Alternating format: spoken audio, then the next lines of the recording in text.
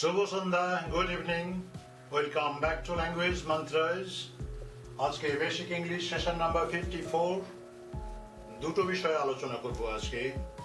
প্রথমত ভার্বের infinitive form এবং তার ব্যবহার, আর দ্বিতীয়ত হচ্ছে যে ভোকাবুলারি কি করে বাড়ানো হয়, বিশেষ করে ভার্বের ক্ষেত্র দিয়ে যতটুকু বোঝানো যায়।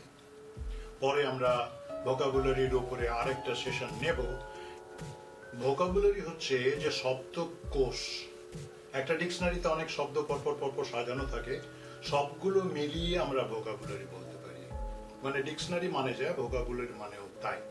আমি বাংলায় কথা বলি, আমি সাপোজ 5000 বা 10,000 শব্দ জানি, তাহলে এই 10,000 শব্দ হচ্ছে আমার ভোকাবুলারি। ইংরেজিও আমি জানি খানিকটা, অতএব ইংরেজির যে শব্দগুলো আমার জানা আছে সবগুলো মিলিয়ে হচ্ছে আমার ইংলিশ ভোকাবুলারি। এটা পার্সোনাল ভোকাবুলারি। ডিকশনারিতে হয়তো 1 লক্ষ আছে, আমি হয়তো 15,000 জানি, কিন্তু এটাই আমার ভোকাবুলারি। আমি যত বেশি ওয়ার্ড জানবো এবং যত সঠিকভাবে তাদের ব্যবহার করতে পারবো, আমার বক্তব্য তত সঠিক হবে এবং ততই জোরালো হবে। আমরা সরাসরি আজকের আলোচনায় চলে যাই। সেটা হচ্ছে ভার্বের ইনফিনিটিভ ফর্ম। ইনফিনিটিভ ফর্ম আমি চিনব কি করে? কোনো কঠিন কাজ নয়। ভার্বের আগে যখন টু থাকে, মানে to do, to go, to dance, এই ফর্মটা যখন আমি ব্যবহার করি তখনই এটা হচ্ছে ইনফিনিটিভ ফর্ম। মানে ভার্বের মূল ফর্মটাকে ধাতুরূপ বলা যেতে পারে বাংলায়। এটা কিন্তু কনজুগেটেড ফর্ম নয়। এবং বাংলায় বোঝার আরেকটা সুবিধা আছে, যে যখন আমি বলি আমি খেলতে যাচ্ছি, নাচতে যাচ্ছি, গান গাইতে পারি, এইরকম তে তে তে করে যখন বলি, তখন ইংরেজিতে এই ইনফিনিটিভ ফর্মটার ব্যবহার হয়। আমি রান্নাও করতে পারি, ঠিক আছে? অথবা রান্না করতে পারি, তখন হচ্ছে ইনফিনিটিভ ফর্ম। আমি রান্না করতে পারি না, সেটাও infinitive form. I don't know how to cook. এ ধরনের যখন কোনো কাজ করার ক্ষেত্রে কোনো ট্রেনিং দরকার কিংবা একটা পদ্ধতির মধ্যে শিখতে হয়, তখন সেখানে হাউ টু দিয়ে আমরা ব্যবহার করি। যেমন এখানে করেছি, I don't know how to cook. এই টু কুক এটা কিন্তু ভার্বের ফর্ম, হচ্ছে অরিজিনাল ভার্বের ফর্ম, মানে ইনফিনিটিভ ফর্ম। এখানে কিন্তু ভার্বের কোনো কনজুগেশন নেই। এটা প্রেজেন্ট টেন্সেও টু কুক হবে, ফিউচার টেন্সেও টু কুক থাকবে এবং পাস্ট টেন্সেও টু কুক থাকবে। কিন্তু ভার্বের যখন ব্যবহার হবে তখন কিন্তু present tense, past tense, continuous tense সবসময় কিন্তু ওই কুকের ফর্মটা চেঞ্জ হয়ে যাবে। এটা মাথায় রাখতে হবে। তাহলে I don't know how to cook, কি করে রান্না করতে হয় এটা আমি জানি না, কি করে গান গাইতে হয় আমি জানি না, কি করে নাচতে হয় আমি জানি না। এইসব ক্ষেত্রে আমরা হাউ কথাটা ব্যবহার করি। তারপরে infinitive form to cook, to dance, to sing এটা ব্যবহার করি। তাহলে এই সেন্টেন্সে ভার্ব কোনটা? নো। নেগেটিভ হয়ে গেছে আই ডোন্ট নো।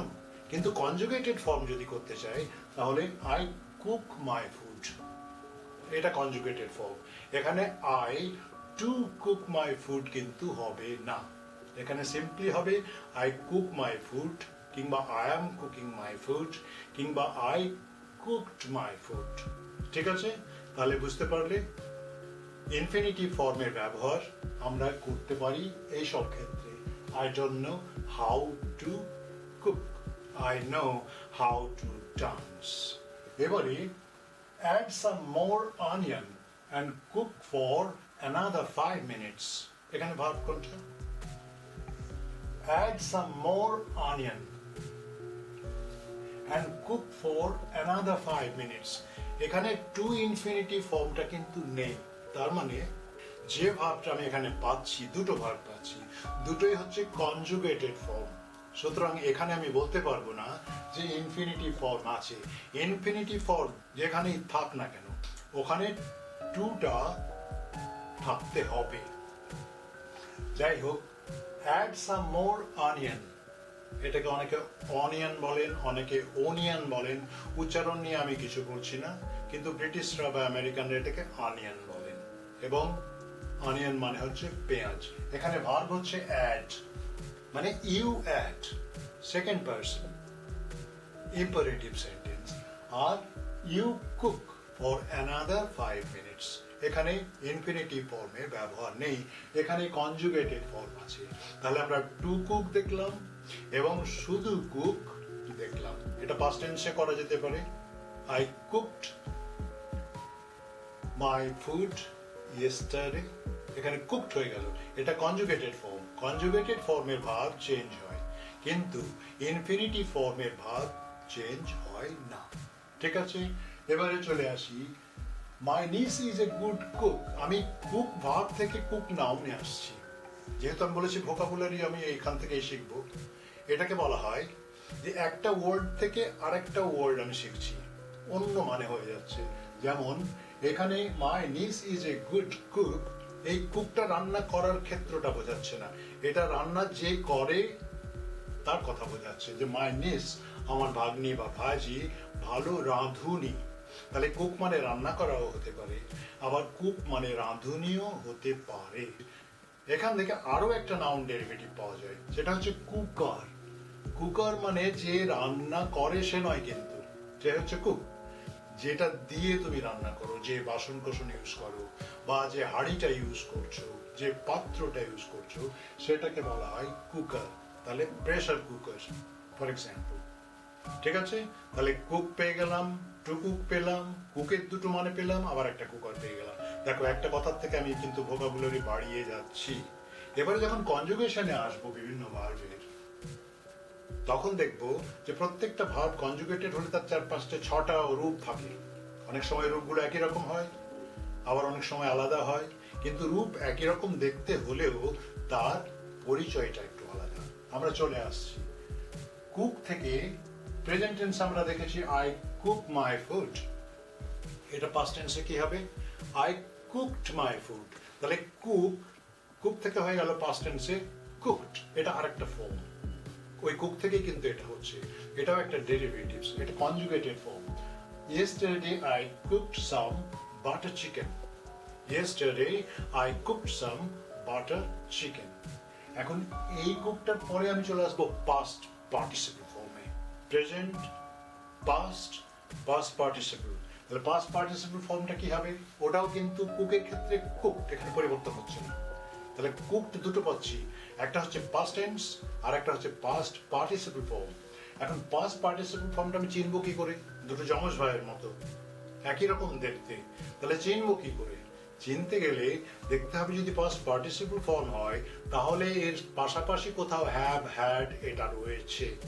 যদি হ্যাড থাকে, যদি হ্যাভ থাকে, তাহলে অবশ্যই এটা পাস্ট পার্টিসিপল ফর্ম। যেমন have you cooked your dinner? Have you cooked your dinner? This is a question, এবং এটা প্রেজেন্ট পারফেক্ট টেন্সে আছে, অতএব এটা পাস্ট পার্টিসিপল ফর্ম। এই ফর্মটাকে আমি আবার অ্যাডজেক্টিভ হিসেবে ব্যবহার করতে পারি। যেমন কুকড ফুড, ওকে ভালো লাগছে না আজকে, বলে দিলাম যে ওকে ঠিক আছে আজকে রান্না করব না, ও let's bring some cooked food, let's bring some cooked food, বাইরের থেকে রান্না করা খাবার আনিয়ে নেব। তাহলে এই কুকড ফুড, ফুডটা নাউন, কিন্তু কুকড কথাটা অ্যাডজেক্টিভের মতো ব্যবহার হচ্ছে। তাহলে পাস্ট পার্টিসিপল অনেক সময়তে অ্যাডজেক্টিভ হিসেবে আমরা ব্যবহার করে থাকি, এটা মাথায় রাখতে হবে যে পাস্ট পার্টিসিপল এবং অ্যাডজেক্টিভ দুটো আলাদা ফর্ম। যখন অ্যাডজেক্টিভ হিসেবে ব্যবহার করব তখন এটা তো ভার্ব হিসেবে ব্যবহার হচ্ছেই না, এবং এরপরে একটা নাউন থাকতে হবে, যেটা বললাম কুকড ফুড। এবারে পাস্ট পার্টিসিপল পরে আমরা চলে আসছি আইএনজি ফর্ম। আইএনজি ফর্মে 3টে রকম ফের আছে। একটা হচ্ছে প্রেজেন্ট, পাস্ট এবং ফিউচার কন্টিনিউয়াস টেন্স, মানে প্রগ্রেসিভ ফর্ম।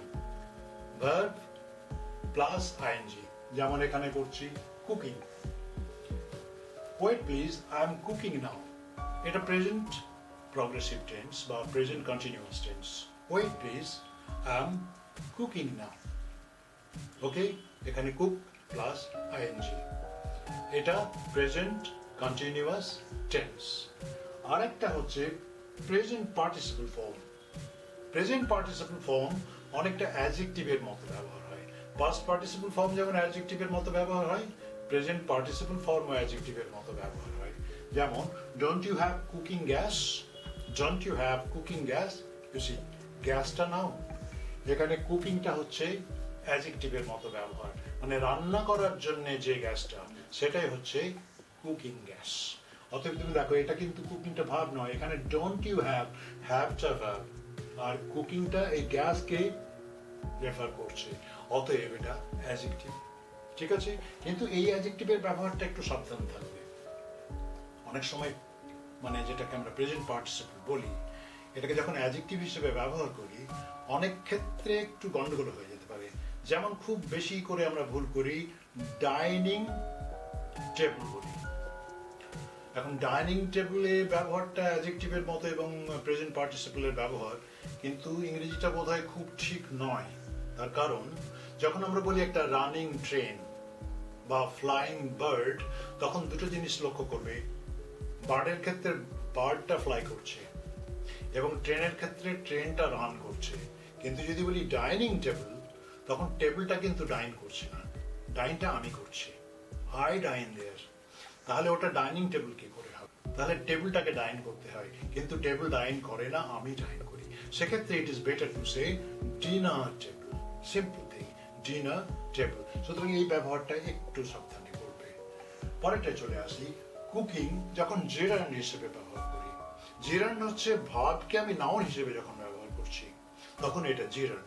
যেমন উদাহরণ, cooking is not difficult, cooking is not difficult, এখানে কুকিংটা সাবজেক্ট হিসেবে ইউজ হচ্ছে সেন্টেন্সে।